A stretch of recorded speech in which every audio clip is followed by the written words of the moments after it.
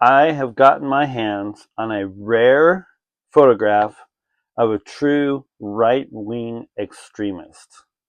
It's hard to find here, folks, but take a look. Now, this gentleman is not actually right-wing extremist, though he might be conservative. I don't want to put words in his mouth.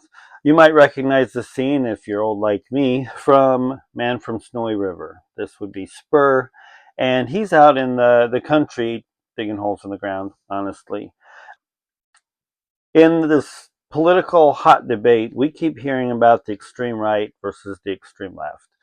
And I've been really stunned by how little, especially we as conservatives who pride ourselves a little bit on actually knowing some history, while we laugh at, poor college students who haven't been taught and don't know. We believe what we've been told, that the far left is communist, the not so far left is socialist, the people in the middle are kind of socialist, and then the far right people are capitalist and Nazis. And I would like to dispel those outright lies and propaganda in today's video. What you see there, Kirk Douglas as the right-wing extremist. The reality is this. On the right, we believe in individuality. We believe in stewardship, where God, many of us believe that God gave us what we have as something that we're responsible to take care of. We believe in looking out for our neighbors, but not bossing them around. So a real right-wing extremist is a guy who goes and finds his little corner of the world, puts up a fence around it, puts up a sign and says trespassers will be shot. That is a genuine right-wing extremist. And what you'll always see with these guys is they ain't up in your business, and you best not be up in theirs. They're not going to be bossing you around. They're not going to be sending you cease and desist letters because you left your Christmas lights up 15 minutes too long. They're not going to be measuring your grass to see if you mowed this, yesterday or this morning or both. They're not going to be passing laws telling you how big your soda can be or what color car you can drive or whether it's electric or gas. They're not up in your business. They don't care, and you best not care about theirs either. That is a genuine right-wing extremist. Now, a lot of people say, oh, the right wing is so far right, it looks left. Well, there's a reason for that. And that is because it is left. Now, in the wake of and I've got proof of this, I'll show you in a minute. In the wake of World War II, Germany versus Russia, right? We thought they were fighting over ideology, but actually, historically, Germany and Russia were playing a game trying to figure out who could sock the other one first without getting bulldozed. And Russia took the first swing, or Germany rather. Germany took the first swing, and Russia cried foul, even though they had been planning to take the first swing themselves. And it was expedient for good old Uncle Joe, Stalin, to give Churchill a call and say, hey, have you got anything I can borrow? Now, Churchill wasn't too keen on borrowing anything to the Russians, but FDR was dyed-in-the-wool socialist, and he was just like in awe of Stalin. So there was kind of a compromise, and what happened was the agreement was the Americans would send a whole bunch of war material to the Russians, but no soldiers, and let the Russians duke it out and be cannon fodder to distract the Germans, while the real soldiers, quote unquote, would be fighting the war. Which, as you know, it worked. Not very well for the Russian people, but it worked for the world. But we came away with the idea that they were enemies because of the differences of their ideas. The truth is, they're both left. And as we on the conservative side have noted before, the left tends to devour its own, and this is no exception here. We see that with the Cultural Revolution in China, I believe in 1962. Mao gets deposed because he starves half the country to death, and the communists decide, well, either we stay in power and get rid of Mao, or we have us another revolution and all of us lose our heads. And so they ditched Mao, and Mao stirred up a bunch of college students, and they came in and they burned the whole country down, and they burned the libraries down, and they killed anybody who was smart, and they killed their parents, and they did all kinds of mayhem. To quell the thing, and Mao encouraged it the whole time. To quell the whole thing, Mao was given his power back. And then he, as a thank you to all these college students, sent them off into the mountains as a cultural exchange, basically to starve to death or fend for themselves. And the interesting thing about that situation was that during that time, the different factions of the college students were fighting and killing each other. And also, Alexander Solzhenitsyn, he showed something very fascinating. So, in Russian, according to Alexander, the word Bolshevik means majority. And the truth is, and that's another propaganda poll, they have never been the majority of anything. They just happened to grab the reins of power and hold on for dear life. But there's another group that was part of the whole October Revolution called the Mensheviks. Menshevik means minority. And it turns out that you're better off to have been a murderer or a rapist, which is better than having been a Christian, which is better than having been any other kind of religion, which is better than ever having been a Menshevik. Because if you were ever a Menshevik, the worst of political abuses would occur to you. There was even a gentleman that Alexander mentioned who had been a Menshevik briefly and had flown under the radar for 25 years. And when they found out, they still sent him to Siberia for that. The Bolsheviks felt betrayed. The fight wasn't over what they believed. The fight was over who should be in charge. And that was the fight between the communists and the National Socialists, which we know of as the Nazis. So we'll take a look at some images here, but you'll see that the communist Soviet bloc, which was called the Soviet Socialist, the Union, rather, of Soviet Socialist Republics.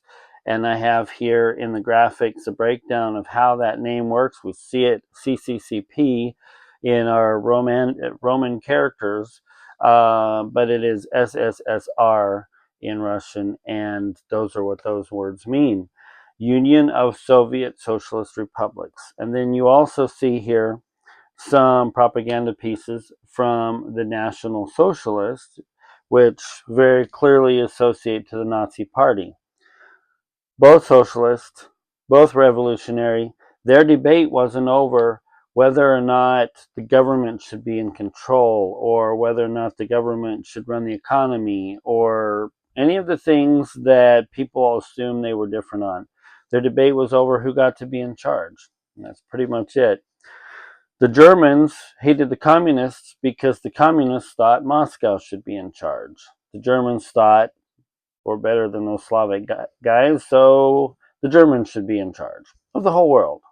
And they couldn't really get along. And people who embrace evil and darkness and dehumanize anyone, the fact is, if we ever start on that road to dehumanizing somebody, we dehumanize ourselves and we dehumanize everybody else. And we see this with the left here. We started, 1973 was officially when Roe versus Wade kicked in and essentially made abortion legal all across the US. But that battle had been an issue for a couple of decades already before that. Margaret Sanger, in her book Pivot of Civilization, not a recommended read, but I think that you would benefit from at least perusing the book. We see her advocating all the way, I believe, in the 20s for birth control, for forced sterilization, for abortions, even advocating forced abortions. So this had been going on for a while. Then we enshrined it in law in 1973, sort of, through a ruling of the court, and turned our entire justice system on its head. We dehumanized an entire class of humans, people. And we said it is okay under our laws that we take this class of humans and execute them with no crime, no due process, no reason other than that somebody doesn't want them. Not that everybody doesn't want them even, it's just that somebody doesn't want them. And how long does it take then to translate into other people that can be killed because we decide they're non-humans because somebody doesn't want them? And so then we see that culminate in this last week with the assassination of Charlie Kirk and all these videos going around. Well, it's no big deal because somebody didn't want him. Somebody disagreed. Somebody thought his political views were dangerous. Well, okay, so what about everybody else's political views? I think there's certain people out there whose political views are extremely dangerous. Does that mean it's okay to go hunt them down too? Just think this through. When you start dehumanizing anybody, it's an easy step to dehumanize everybody, including yourself. And this is the thing the left doesn't think about, right? And this is the thing the left has never thought about. This is the problem that people had in the Bolshevik Revolution. You have all of the useful idiots, the elites, the educated, the street ruffians, the whole nine yards. They get the Bolsheviks to power. Now they're in charge, right? And they have all these revolutionary people out there that are celebrating. And what's the first thing they do? Kill them. Do a purge. We need revolution to get into power, but we don't need anybody who knows what kind of power revolution has to get us out. So thank you very much for your help. Here's a shovel, go dig your grave. And all of these people got wiped out. And interestingly, the very next round of people, the same. So I saw a poster, I didn't keep it, but reminded me that there were 5 guys kind of in charge during the Lenin era. Trotsky and Stalin and a couple other guys. And Lenin dies, and Stalin was the quickest on the trigger, and the other 3 guys wind up dead. Why? Because Stalin doesn't want any challenge to his power, and whoever didn't pull the trigger on the others was going to get shot by one of the others. That's just the way they did. And then all of the Lenin loyalists within the party and within the Soviet and the Kremlin and all of that, they got purged. And a Russian purge was not like a Chinese purge. A Russian purge meant graves. A Chinese purge meant a lot of classes. And so, yes, they spilled a lot of blood. And we see that kind of thing going on right within the leftist wings here in America. We have that representative in Minnesota, I believe, who she and her husband were shot. Everybody assumes it was a right-wing radical that had been radicalized, and a lot of people still believe it because the truth never came out when it was discovered, at least not on CNN, MSNBC, and all of those other whack job media sources. They discovered that the guy was actually a hitman for the Democratic Party because this particular representative had dared to cooperate with the Republican Party on some bill or some particular regulation, or made some public comments or something that had put her on the side of the Republicans. That can't be allowed, period. Everybody marches lockstep. If you step out of line, off with your head. And that's how the left does. That's how they've always done. And we look at the exact same treatment within the National Socialist Group. Again, a leftist organization, not a far-right organization.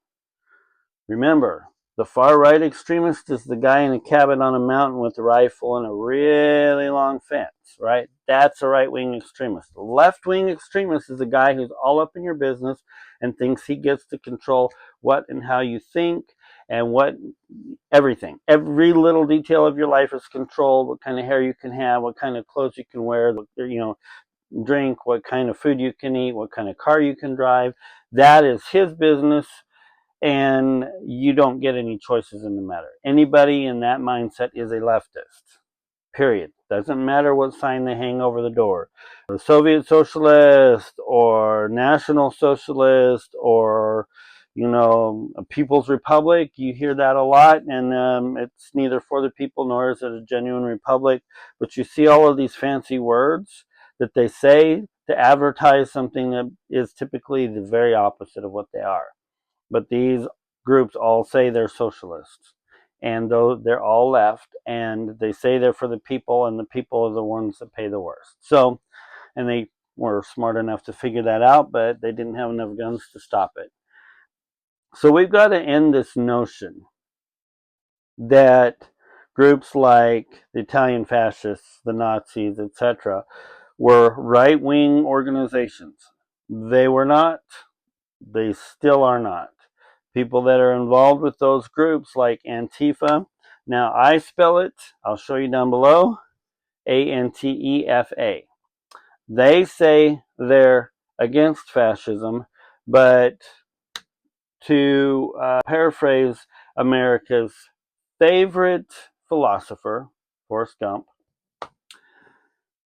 fascism is as fascism does.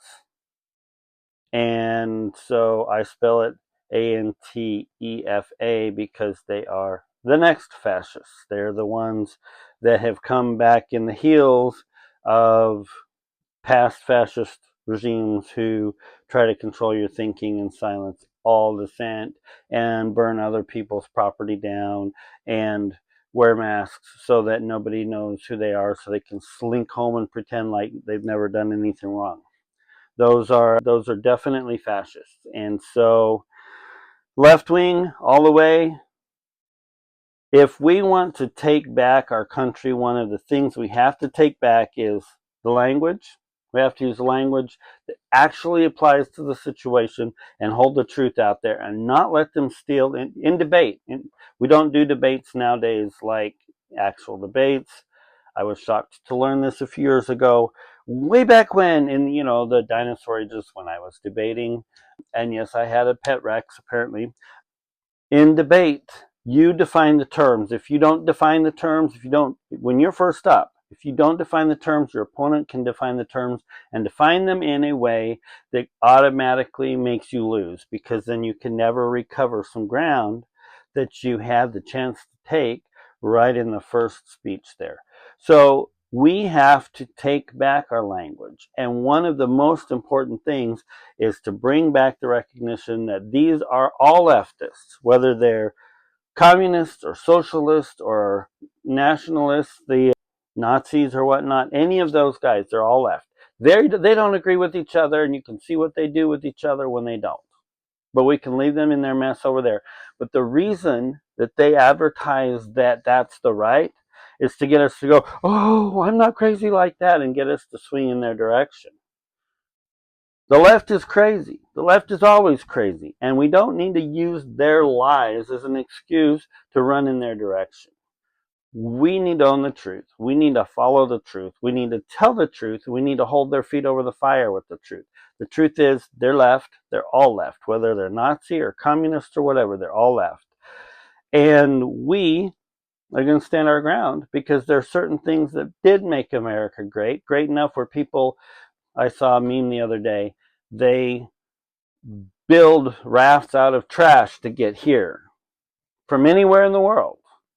And so this country, for all its fault, was great enough that people risked their lives to get here, and they risked their lives to get out of the other places. And if you think about that, how many people went through the horrors of being brought from Africa as slaves? And right after slavery was ended in the United States, quite a number of people said, I'm going back, and they did. There wasn't a specific place for them to go back to, so there were some international negotiations. They created a place called Liberia, and they took those folks and they set them off in this country called Liberia, which kind of in Latin sort of means liberty. So they had great expectations, and they hoped that their world would be, better in their original country than in the United States. And here now, 100 plus years later, Liberia has been racked with civil wars. And if it's a bad thing, you name it, and it's happened to Liberia. And over the same period of time, the descendants of black slaves that lived in America and stayed in America, their lives are better than virtually anywhere else in the world.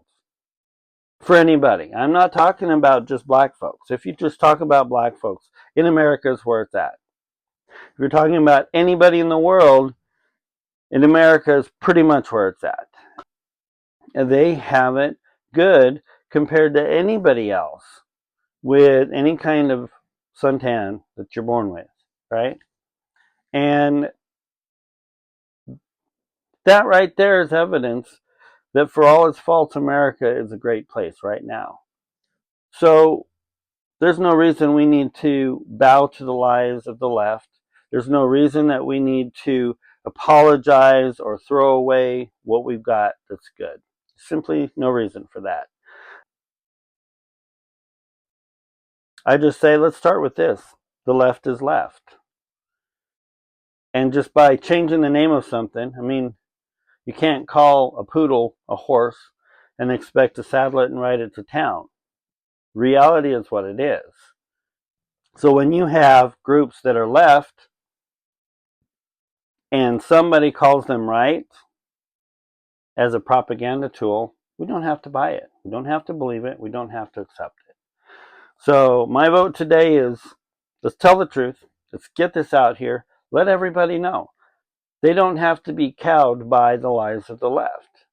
And they don't have to believe that, quote, right-wing extremists are what we are when we simply stand for what's good and honest. The left hates what's good. They love what's evil.